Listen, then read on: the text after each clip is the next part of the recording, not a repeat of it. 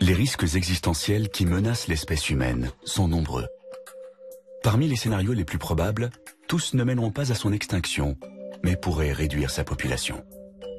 D'autres ont moins de chances de se produire, mais ils pourraient anéantir l'humanité tout entière.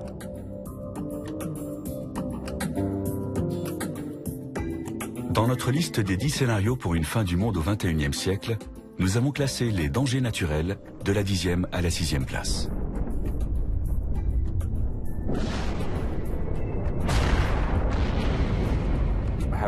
Nous avons survécu aux chutes d'astéroïdes et aux changements climatiques. Il paraît peu probable qu'un de ces dangers nous soit fatal au cours des 100 prochaines années. D'où ma conviction que si l'espèce humaine s'éteint au cours de ce siècle, ce sera le résultat d'une catastrophe anthropique, c'est-à-dire causée par l'homme lui-même.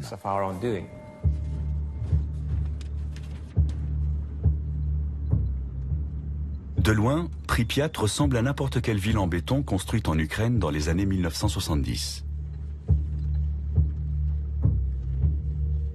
Mais dès qu'on s'approche, le tableau change.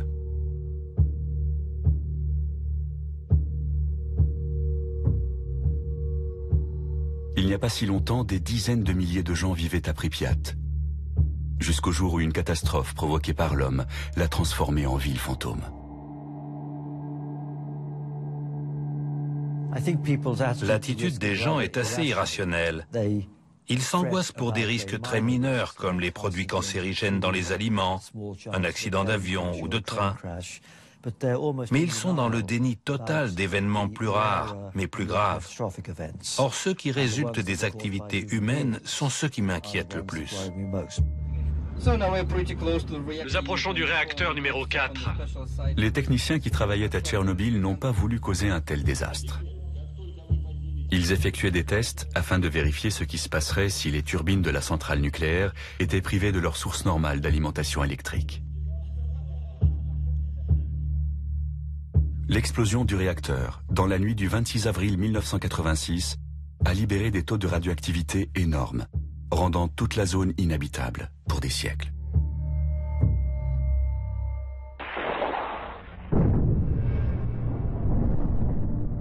Se pose alors la question, serions-nous capables de provoquer un accident encore plus grave? Une catastrophe telle que l'humanité serait anéantie. Ce n'est pas une hypothèse délirante de dire que l'humanité va s'éliminer elle-même au cours de ce siècle. Je ne le souhaite pas, mais je prends en compte objectivement la puissance des technologies mises au point et le manque de fiabilité des hommes qui les conçoivent et les utilisent. Il y a une probabilité réelle pour que l'histoire de l'humanité prenne fin au cours de ce siècle. La seconde moitié de notre liste des scénarios de fin du monde recense ce qui pourrait résulter d'actions humaines.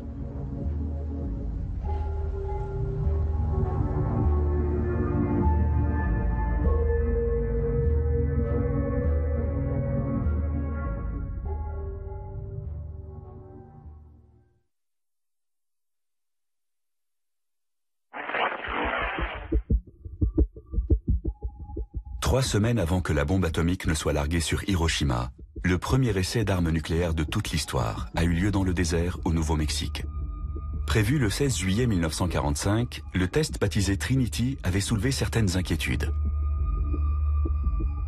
Dès 1942, le physicien Edward Teller avait émis des doutes sur sa sûreté. D'après lui, en théorie, une bombe atomique pouvait déclencher une réaction en chaîne susceptible d'enflammer l'atmosphère autour de la planète. Que se passerait-il si l'explosion d'une bombe atomique enflammait l'atmosphère? Après tout, il se produit une petite réaction nucléaire dans une bombe de ce type. Qui sait si tous les atomes dans l'atmosphère ne pourraient pas être entraînés dans cette réaction en chaîne? L'hypothèse avait été prise suffisamment au sérieux pour qu'on mène une étude et qu'on charge des scientifiques de calculer ce risque.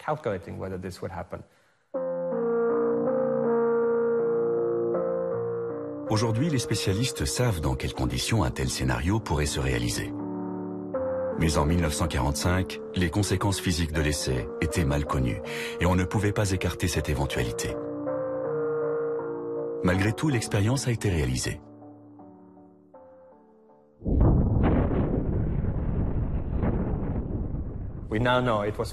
On sait depuis que ça ne pouvait pas se produire. Mais ça donne à réfléchir. Jusqu'à quel point pouvons-nous nous fier à nos calculs? Peut-on miser l'avenir de l'humanité sur leur exactitude?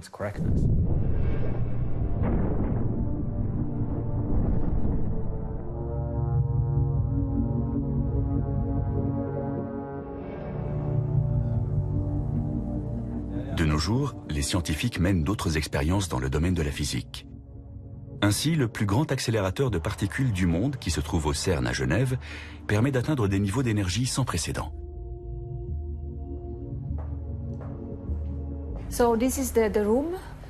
C'est dans cette pièce que nous enregistrons les données utiles obtenues par la collision des deux faisceaux du LHC.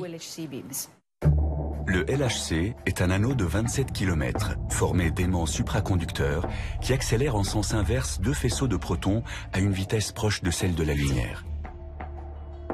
Les nouvelles particules créées lors de la collision devraient nous aider à comprendre la formation de l'univers. Ces images ont été filmées le 30 mars 2010, jour où le LHC a établi un nouveau record.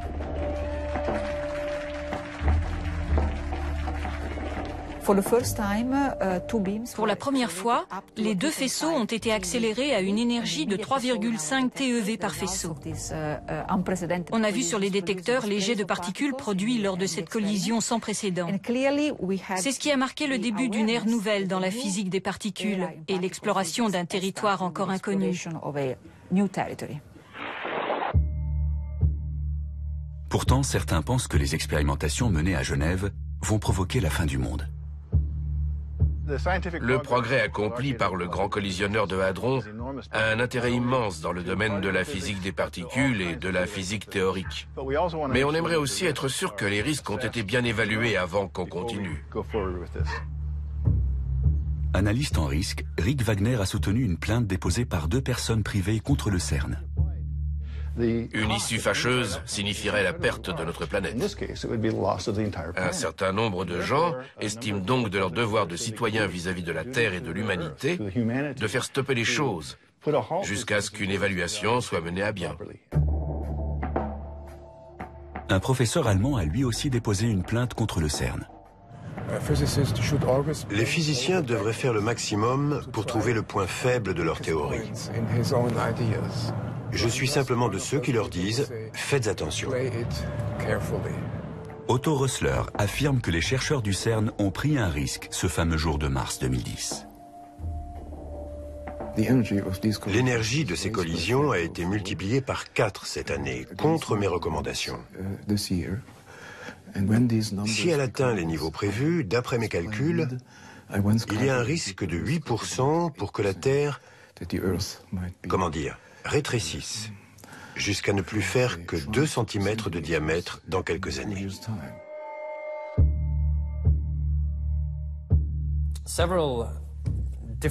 On a envisagé plusieurs scénarios possibles, en se demandant si les expériences en physique sur les très hautes énergies, comme celles menées dans le LHC, pouvaient poser un risque existentiel pour l'humanité.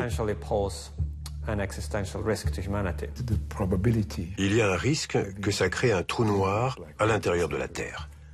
Otto Rössler est un spécialiste reconnu de la théorie du chaos. D'après ses calculs, la collision des particules pourrait entraîner la formation de trous noirs microscopiques.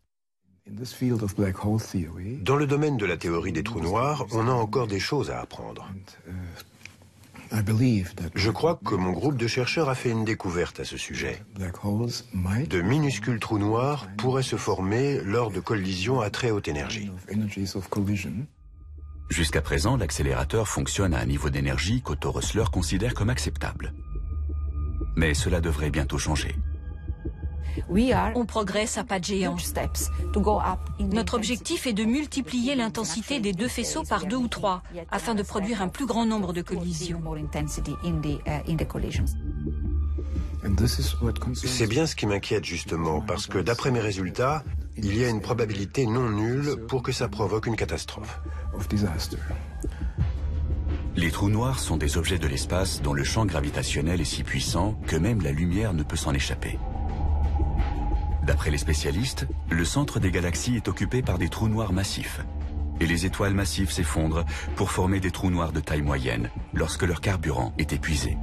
Mais en théorie, il pourrait exister des trous noirs infiniment petits. Si c'est le cas, les expériences menées à Genève pourraient en créer un. Fabiola Gianotti le reconnaît, c'est justement un des buts des chercheurs. La création de micro-trous noirs serait une découverte très importante. On y tient beaucoup. On pourrait produire ces particules à condition qu'il existe des dimensions spatiales supplémentaires, des dimensions microscopiques.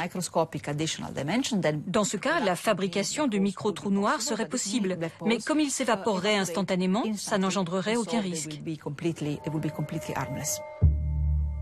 Pour Otto Rössler, au contraire, ces trous noirs artificiels posséderaient des propriétés différentes de ceux qu'on trouve dans l'espace. Le résultat de mes calculs montre qu'ils ne disparaîtront pas. S'ils sont assez lents pour rester à l'intérieur de la Terre, ils finiront par la dévorer de l'intérieur. Reste à savoir combien de temps cela prendra. Si l'on en croit le scénario d'Otto Rössler, un trou noir artificiel traverserait le champ magnétique de confinement de l'accélérateur de particules. Sous l'effet de la gravité, le trou noir serait attiré au centre de la Terre, où il grossirait en absorbant les atomes autour de lui, d'abord lentement, puis de plus en plus vite. Il aurait les caractéristiques d'un quasar. Il produirait 2 jets d'énergie dans 2 directions opposées qui finiraient par fuser de la Terre. C'est là qu'on se rendrait compte de la présence de cette machine qui finirait par avaler la Terre de l'intérieur plus ou moins rapidement.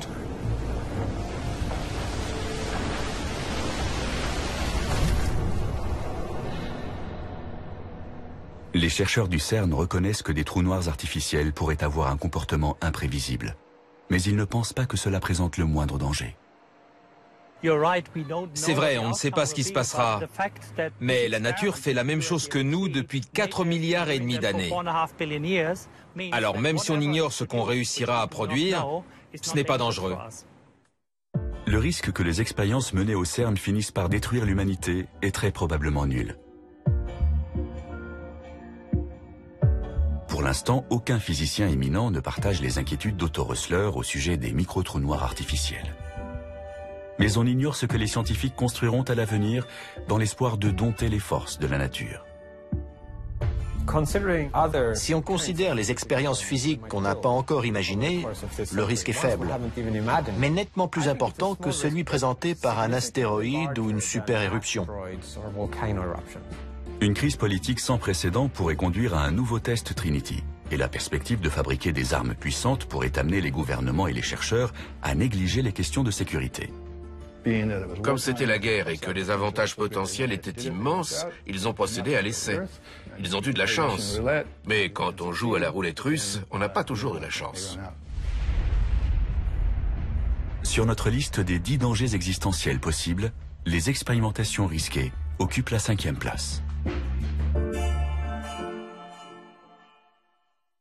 Si les expériences dans le domaine de la physique entrent dans la catégorie des menaces théoriques, le scénario suivant est en revanche très concret.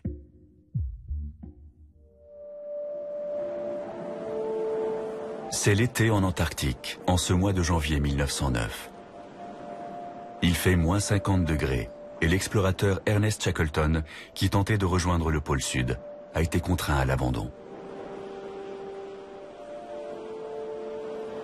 Sur le chemin du retour, il découvre quelque chose qui va transformer à jamais notre perception du continent de glace.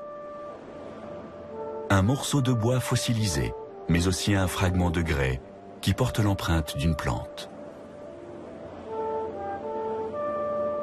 Il n'y a qu'une seule explication possible à la présence de ces 2 éléments. Il fut un temps où cet environnement aujourd'hui désertique était couvert d'une forêt vierge.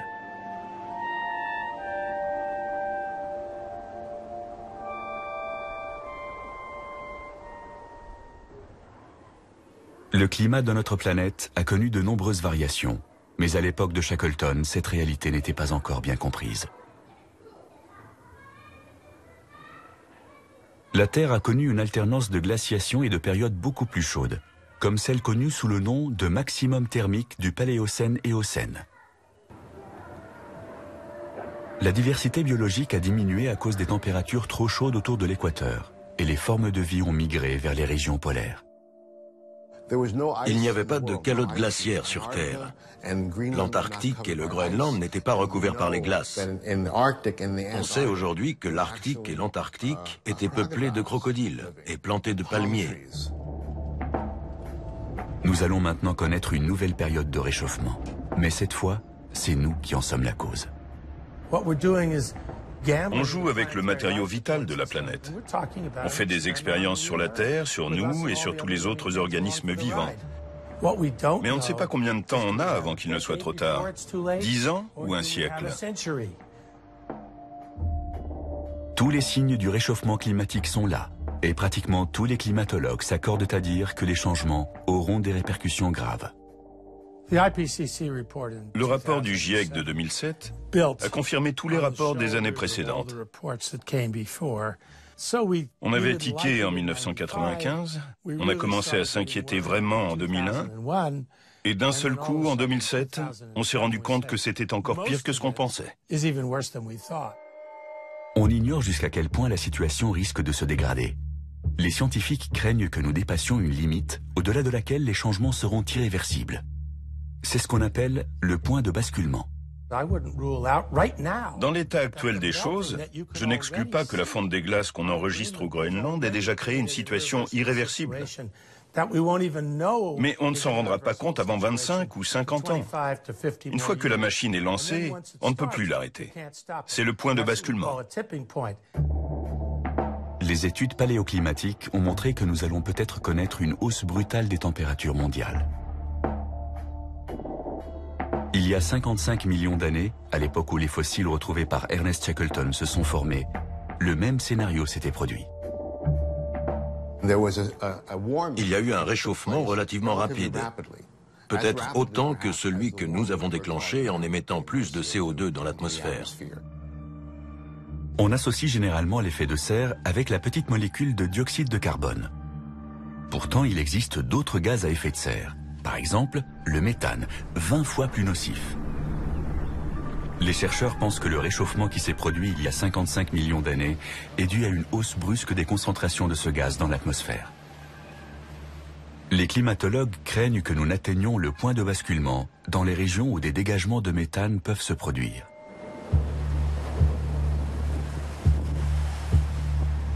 Les plus grandes réserves de méthane naturel se trouvent dans le sous-sol de la toundra sibérienne et le pergélisol sous-marin de la mer de Sibérie orientale. C'est également cette zone qui connaît actuellement l'augmentation de température la plus notable. L'association des deux n'augure rien de bon. Depuis le début du XXIe siècle, le printemps et l'été ont été plus chauds là-bas de 4 degrés par rapport à la moyenne relevée pour les années 1970 à 1999. C'est énorme dans cette région où le pergélisol est aussi étendu. Le pergélisol sous-marin contient de grandes quantités de méthane, un gaz à effet de serre très puissant. D'après les estimations, il y en a tellement dans cette région côtière immense qu'il suffirait qu'1% seulement soit libéré dans l'atmosphère pour accélérer le processus de réchauffement.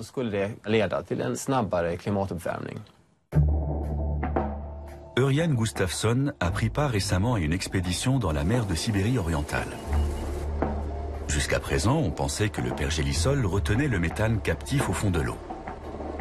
Mais le professeur Gustafsson a constaté que ce n'était plus le cas. On a effectué des milliers de prélèvements à différents endroits de cette zone. On s'est aperçu, contrairement à ce qu'on pensait avant, que le méthane s'échappait du sous-sol sur près de la moitié de ce territoire. La quantité de méthane émise dans l'atmosphère équivaut à 8 millions de tonnes chaque année.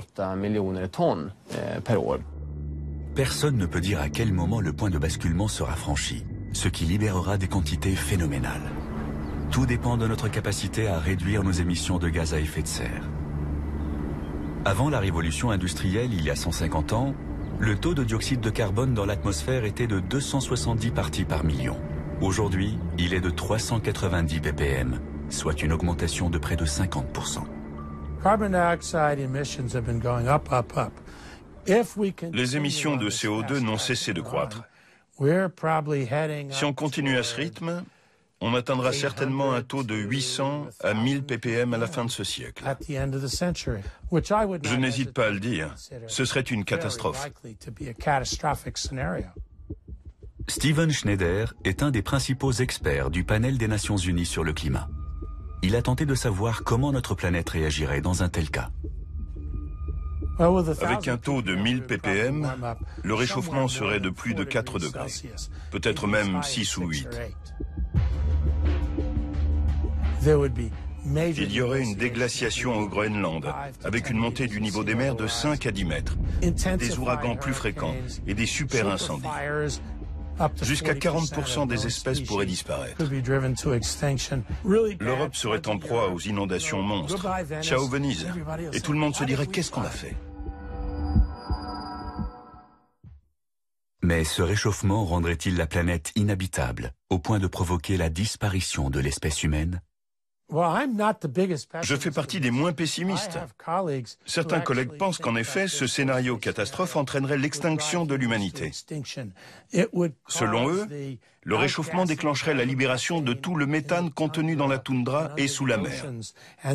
Au lieu d'être de 1000 ppm, le taux de ce gaz atteindrait le double. Confrontés à une crise grave, nous serons peut-être forcés de recourir à des mesures extrêmes. L'idée serait de modifier volontairement le climat de la Terre. Par exemple, en injectant de la suie dans l'atmosphère ou en mettant sur orbite des miroirs qui intercepteraient une partie de la lumière du Soleil. C'est ce que l'on appelle la géo-ingénierie. Cela consiste à mettre en œuvre des techniques qui empêcheraient la planète de se réchauffer. Une sorte de solution de repli au cas où nous serions incapables de réduire nos émissions de CO2. Mais beaucoup de spécialistes redoutent que ça ne fasse qu'empirer les choses. Les projets de la géo-ingénierie ne sont pas sans danger. On sait très bien que quand l'homme commence à bidouiller des systèmes complexes qu'il ne comprend pas très bien, il y a forcément des effets secondaires. Que faire si on ne peut pas déterminer quels seront exactement les effets secondaires engendrés? Il y a un risque pour que le remède soit pire que le mal. C'est une expérience très dangereuse. Il est peu probable que l'homme provoque un jour une catastrophe climatique telle qu'elle rende la planète inhabitable. Mais dans le pire des cas, nous serons peut-être obligés de faire comme la faune et la flore il y a 55 millions d'années. Migrer vers l'Antarctique, libérer des glaces.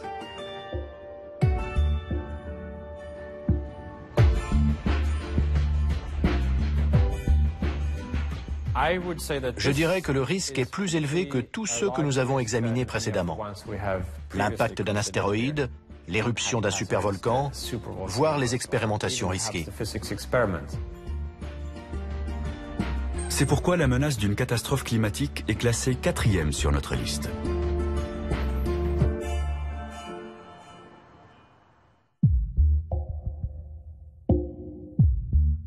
Dans un passé récent, aucun risque n'a été aussi réel que le suivant.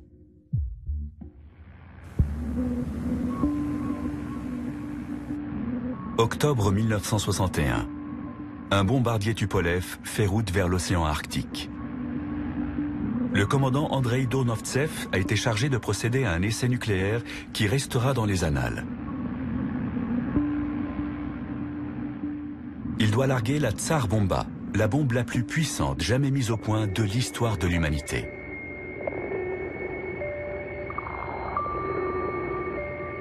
« 50 mégatonnes, l'équivalent de 3000 fois celle d'Hiroshima.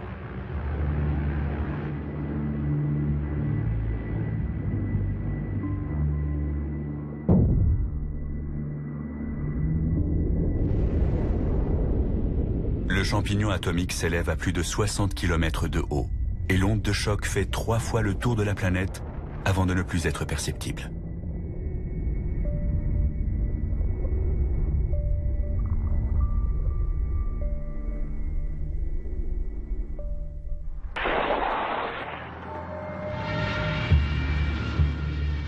Cet essai a lieu au plus fort de la guerre froide, 6 mois après l'affaire de la baie des Cochons et 1 an avant la crise des missiles à Cuba. Des événements qui auraient pu déboucher sur une 3e guerre mondiale.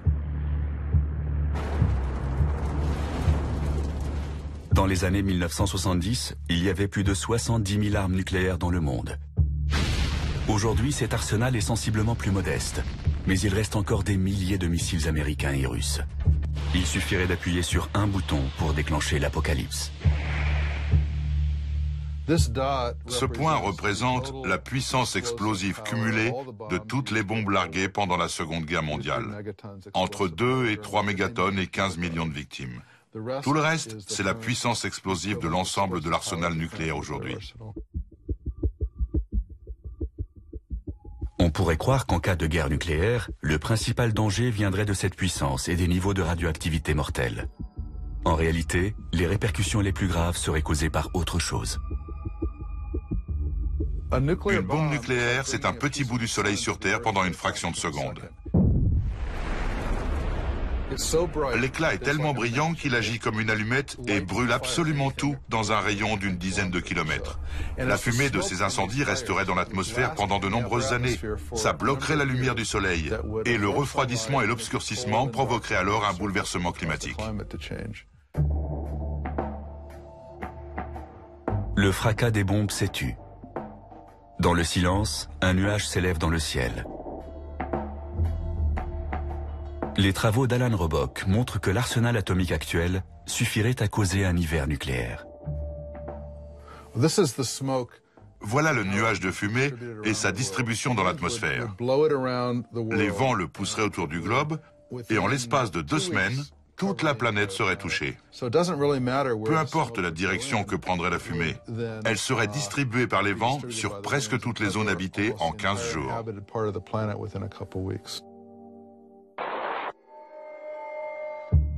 D'après cette simulation, les températures resteraient négatives même pendant les mois d'été.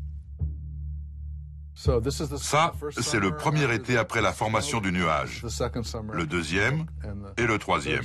Pendant tout ce temps, les températures seraient négatives. On aurait un vrai hiver nucléaire. L'agriculture serait stoppée, il ferait froid, sec, et il n'y aurait pas de lumière, et la majeure partie de la population mondiale mourrait de faim. Même après le nouveau traité de désarmement signé récemment par Obama et Medvedev, l'arsenal américain et russe est encore assez important pour déclencher un hiver nucléaire.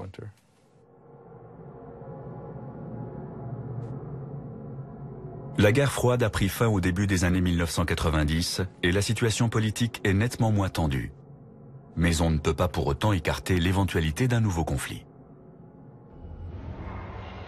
Il ne faut pas se faire d'illusions. Ce n'est pas parce que la guerre froide s'est terminée sans incident nucléaire que nous sommes à l'abri de ce danger.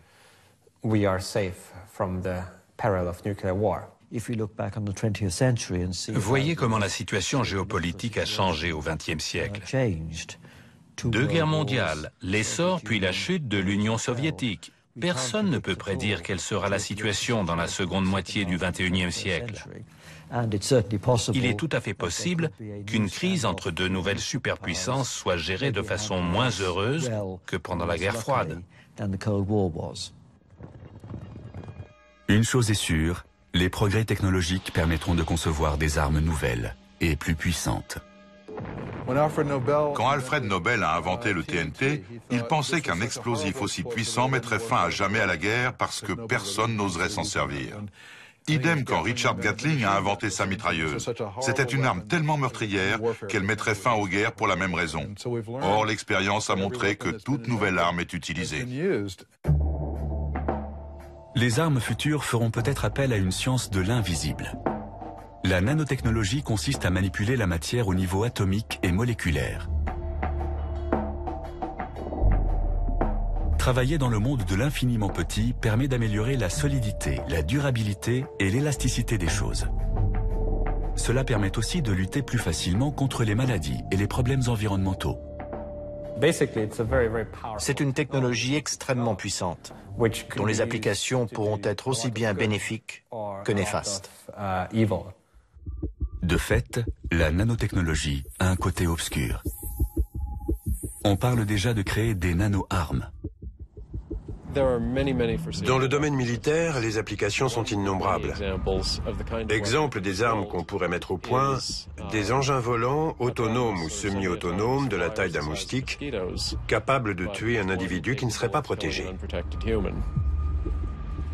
On pourrait imaginer une sorte de boîte qui contiendrait des mini-robots programmés pour repérer les êtres humains et leur injecter un poison. Il vous pique et terminé. Un prototype de ce genre existe déjà. Les machines volantes autonomes sont de plus en plus petites et intelligentes.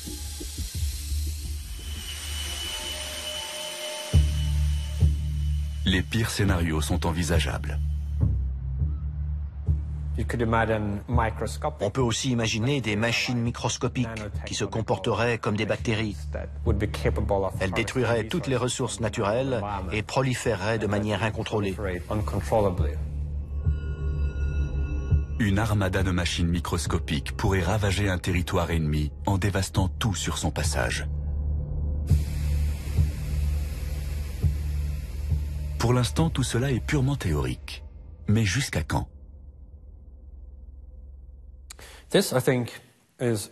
C'est l'un des principaux risques existentiels qui nous menacent. Pour le moment, il est de zéro, car nous ne disposons pas d'armes nanotechnologiques susceptibles de mettre l'humanité en danger. Mais ce sera un risque à l'avenir. Va-t-on réussir à mettre au point un type d'arme capable de détruire le monde, à l'instar de notre arsenal nucléaire? La réponse est peut-être. On n'a pas encore complètement défini l'ampleur du danger, mais ce n'est pas demain la veille qu'un cinglé ou un terroriste sera en mesure de fabriquer une arme de fin du monde avec des composés moléculaires. La Première Guerre mondiale a été une guerre chimique. Le gaz lacrymogène, le gaz moutarde et le gaz chloré ont été utilisés massivement sur les champs de bataille en Europe. La Seconde Guerre mondiale a été celle de la bombe atomique. Quelles seront les armes de la Troisième Guerre mondiale? La question reste ouverte. Einstein a dit un jour « Je ne sais pas quelles armes seront utilisées pendant la Troisième Guerre mondiale, mais la quatrième se réglera à coups de pierre et de bâton. » C'est une catégorie qui englobe des risques spécifiques et différents. Armes nucléaires, armes nanotechnologiques, armes qui n'ont pas encore été inventées. Et de fait, la probabilité qu'une guerre déclenche une catastrophe existentielle est assez élevée.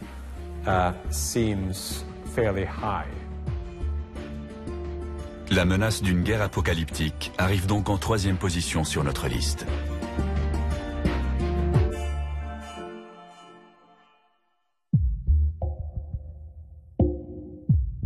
La deuxième place est occupée par un danger qui relève encore du domaine de la science-fiction.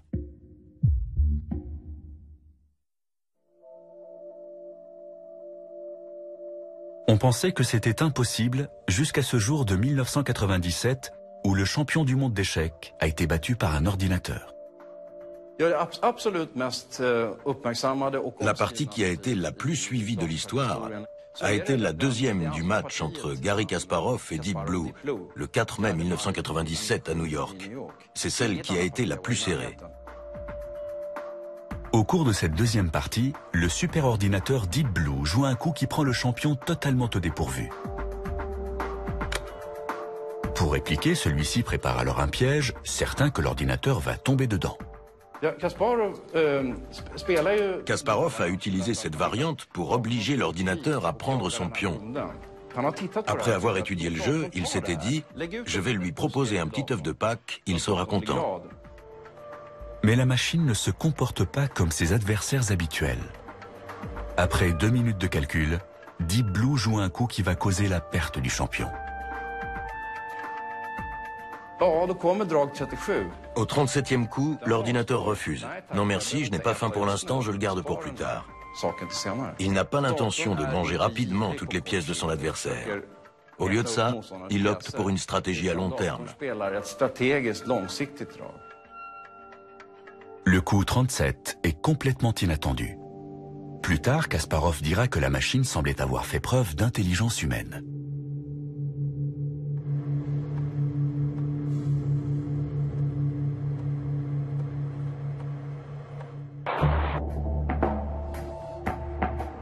Il n'est pas exagéré d'affirmer que nous sommes entrés dans l'ère de la machine. Il nous serait impossible de revenir à un monde sans ordinateur ni automatisation. Les machines sont essentielles pour la gestion du trafic aérien, l'entretien des centrales nucléaires, le traitement des communications et le contrôle de l'économie mondiale. Sans elles, notre civilisation s'écroulerait. L'avenir n'est pas rassurant pour ceux qui pensent que nous sommes déjà à leur merci. Elles vont devenir omniprésentes et seront de plus en plus perfectionnées.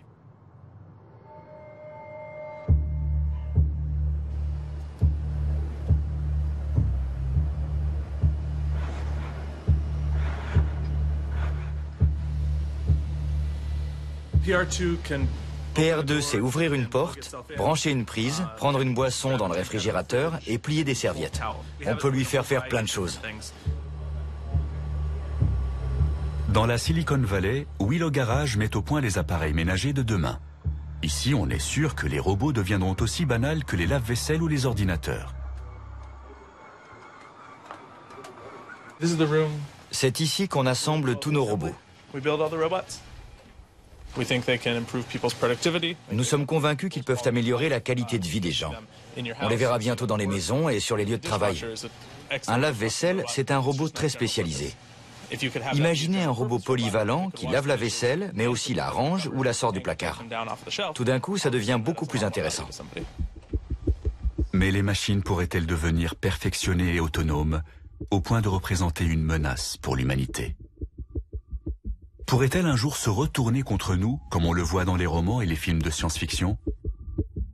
Aujourd'hui, les robots en sont encore au premier balbutiement. Ils ont tout juste appris à marcher, mais on devine déjà de quoi ils seront capables à l'avenir. On les imagine aisément manipulant une arme, et plus seulement une boisson ou un ballon.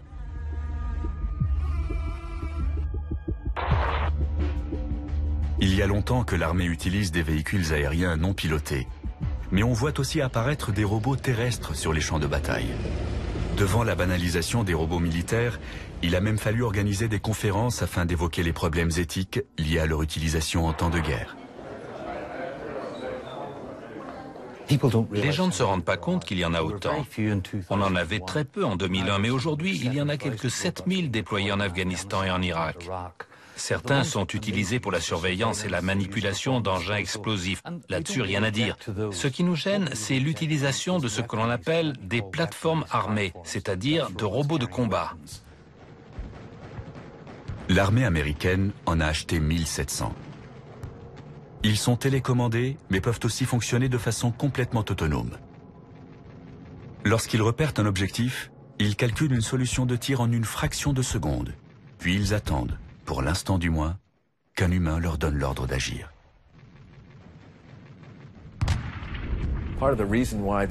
Ces systèmes sont autonomes parce que le rythme de la guerre a changé. Les hommes n'ont plus toujours le temps de se concerter avant d'attaquer un objectif.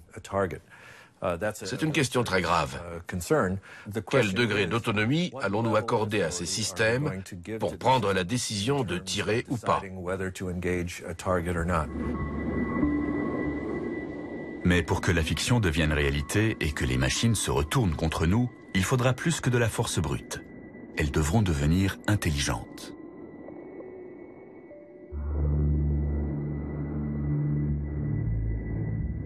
La communauté scientifique est divisée sur la question.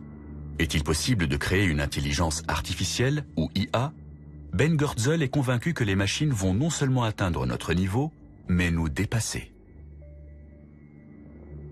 Il y a 99% de chances pour qu'à la fin du 21e siècle, l'IA soit nettement plus intelligente et puissante que les humains.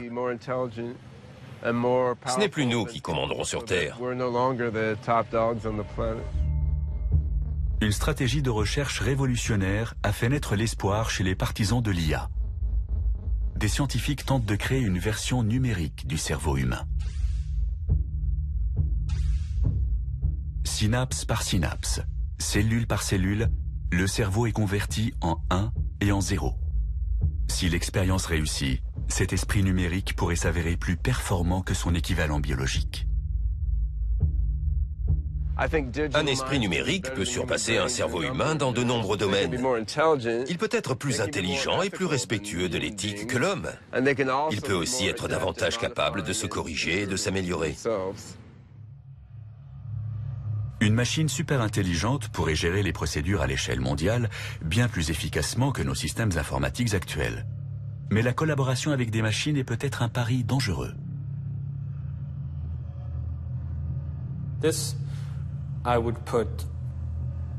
C'est un risque que je classerais tout en haut ou presque de la liste des dangers existentiels. C'est un scénario qu'on ne peut pas écarter. On va peut-être créer une IA dans un but utile pour s'apercevoir au final qu'on s'est trompé. Ça peut paraître fou ou relever du domaine de la science-fiction, mais une superintelligence serait capable de concevoir très rapidement des technologies très puissantes afin d'imposer sa volonté.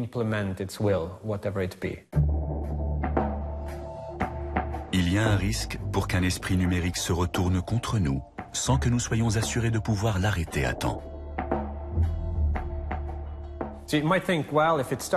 On pourrait se dire, s'il commence à déraper, on le débranchera. Mais c'est justement une réaction qu'une superintelligence sera en mesure d'anticiper. Elle considérera ce scénario comme une manière de l'empêcher d'atteindre son objectif et fera ce qu'il faut pour l'éviter.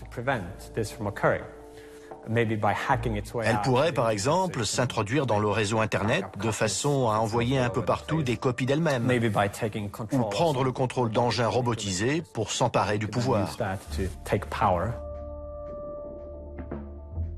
Au cas où nous ne serions pas d'accord avec son objectif, l'IA pourrait se servir des robots du futur pour nous empêcher d'appuyer sur le bouton arrêt. Et si nous prenions les armes, elle pourrait décider que la solution la plus simple serait de se débarrasser de nous.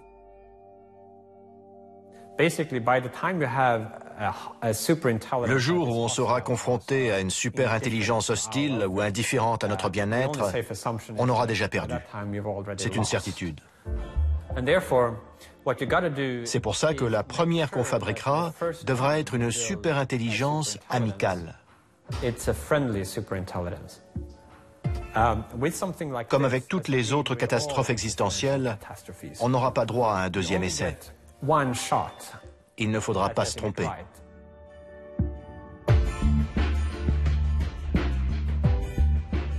La menace que représentent des machines super intelligentes est en deuxième position sur notre liste de scénarios catastrophes.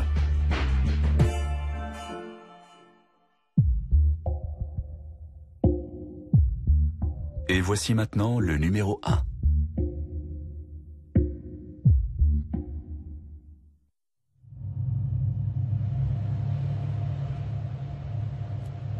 C'est un vendredi comme les autres en ce mois de mars 1979.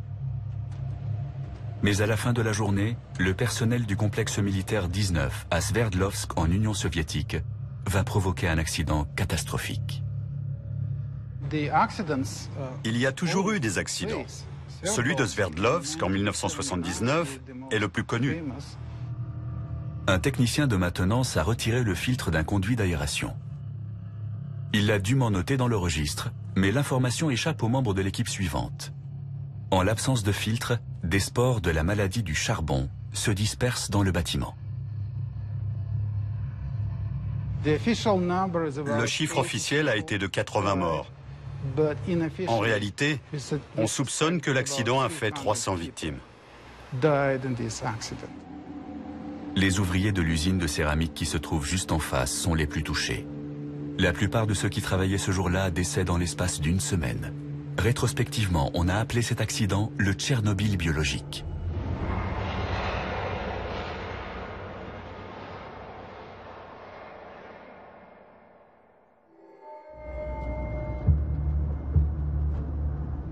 Les superpuissances de la guerre froide ont officiellement mis un terme à leur programme d'armes biologiques. Mais elles sont toujours en mesure de produire des micro-organismes mortels.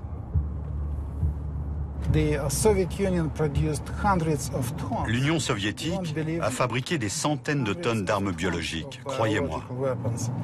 De quoi tuer toute la population mondiale.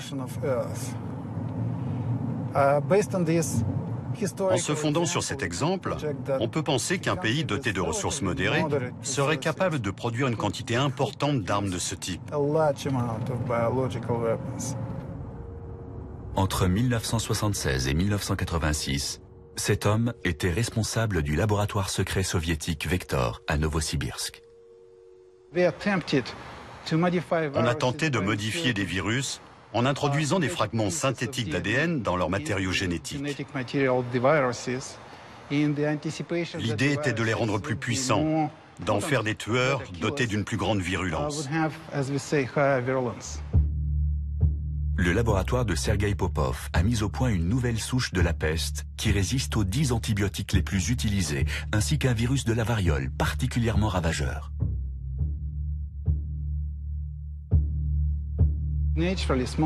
En temps normal, la variole tue environ 30% des gens contaminés.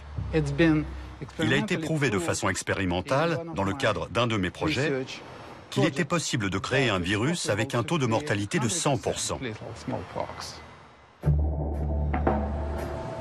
En manipulant le code génétique, il est désormais possible de créer de nouveaux organismes vivants. Ce domaine de la recherche a été baptisé biologie de synthèse ou biologie synthétique. Beaucoup espèrent qu'il aidera l'humanité à faire face à de nombreux problèmes. Ce qui intéresse les chercheurs, c'est d'utiliser la biologie de synthèse pour dépister les tumeurs dans le corps et aussi nettoyer des sites irradiés. Notre imagination sera la seule limite dans ce domaine. Mais ce qui motive les investissements dans ce secteur, c'est l'espoir de pouvoir mettre au point un nouveau carburant pour les voitures et les avions avant que les réserves de pétrole ne soient épuisées. Cette herbe va être modifiée génétiquement afin qu'elle pousse plus vite et plus haut. Ensuite, une superbactérie créée synthétiquement la transformera en un biocarburant. Notre but est de copier des gènes de n'importe quel organisme pour fabriquer un carburant renouvelable. L'immense potentiel de cette technologie suscite cependant de nombreuses inquiétudes. Elle présente un risque grave. Imaginons que des scientifiques soient en mesure de créer des organismes qui finissent par évincer les formes de vie naturelles. S'ils venaient à s'échapper par accident d'un laboratoire, ils pourraient proliférer de manière incontrôlable. Quelles seraient les conséquences pour les écosystèmes? On n'en sait rien. Les risques sont nombreux. On ne peut pas être sûr à 100% qu'on n'introduira pas involontairement dans la nature un microbe génétiquement modifié. C'est pour ça qu'on travaille à doter ces organismes de circuits automatiques d'autodestruction, de façon à ce que les microbes en question se suicident s'ils sont disséminés dans l'environnement.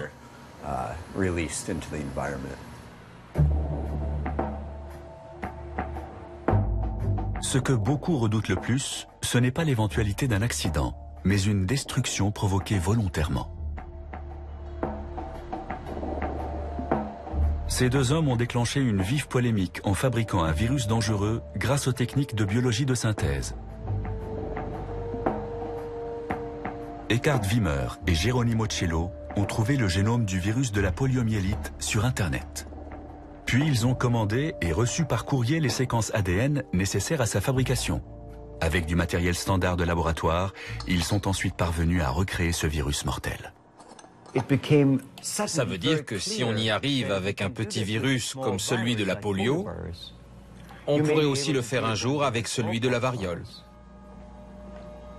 L'intention de ces virologistes n'était pas de propager la polio, mais de montrer combien il était facile de fabriquer un virus. Beaucoup de gens ont été atterrés. À l'époque, le grand public s'était ému à l'idée que ça puisse être mal employé et que Ben Laden dispose d'une recette qui lui permette d'anéantir la population des États-Unis. Eckhard Wimmer et ses collègues ont synthétisé le virus de la polio uniquement pour montrer que c'était possible. Cette technologie deviendra bientôt très accessible, alors on s'inquiète à l'idée que certains en fassent un mauvais usage. Les technologies sont de plus en plus puissantes, en particulier les machines qui permettent de synthétiser l'ADN. Bientôt, ces techniques seront accessibles à tous ceux qui voudront se les procurer d'occasion sur eBay pour quelques milliers de dollars. À moins qu'on se décide à faire quelque chose, dans 10, 15 ou 20 ans, n'importe qui pourra fabriquer sa propre version du virus de la variole ou du virus Ebola. Sergei Popov est convaincu que nous serons confrontés à des formes de vie artificielle encore plus menaçantes.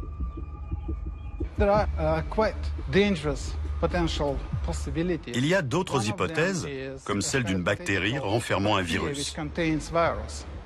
Les deux sont dangereux. Si on s'attaque à la bactérie, le virus continuera à propager la maladie. Et si on s'attaque au virus, on ne sera plus protégé contre la bactérie. C'est un scénario cauchemardesque. Une infection bactérienne doublée d'une infection virale pourrait se solder par une maladie que nous serions incapables de soigner. Les particules en suspension dans l'air sont le mode le plus efficace de transmission d'un agent pathogène. La victime inhale de fines gouttelettes de fluide, et il ne faut qu'une quantité infime pour contaminer un individu. Une attaque biologique pourrait être lancée dans un endroit comme celui-ci. Une rame de métro fonctionne comme une pompe dans un tube. Si on répand une bonne quantité d'agents pathogènes au-dessus des voies, le déplacement des rames les fera se propager le long des tunnels. Ce serait suffisant pour contaminer beaucoup de monde.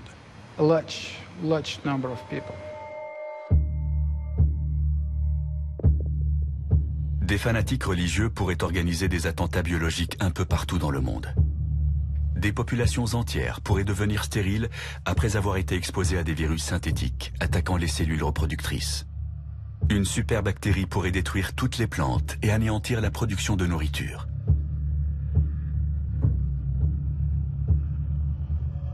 Comme on peut le voir, les scénarios catastrophes dans ce domaine, accidentels ou non, ne manquent pas.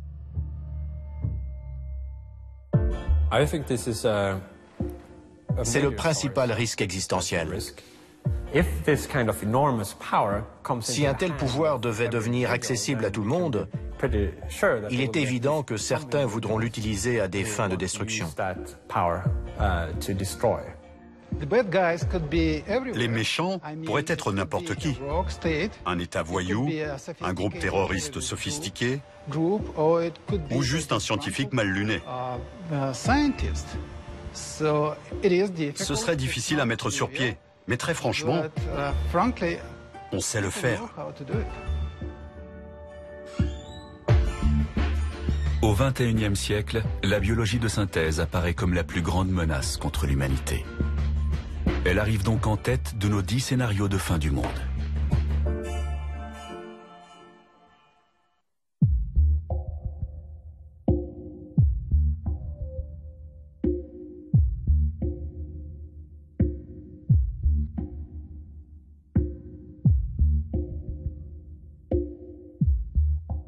Notre liste est enfin complète. Pourtant, il faut encore évoquer un dernier danger, peut-être plus grave que les 10 autres combinés. Car notre jeu comporte une 11e carte. Cette carte rentre dans la catégorie des risques existentiels majeurs. Il serait naïf de se dire « ça y est, on connaît enfin les principales menaces ».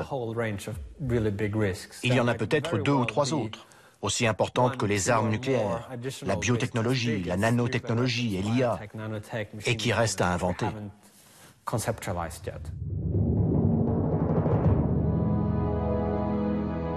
Le sort de Pripyat nous donne un aperçu de ce que serait l'avenir dans un monde où les hommes auraient disparu.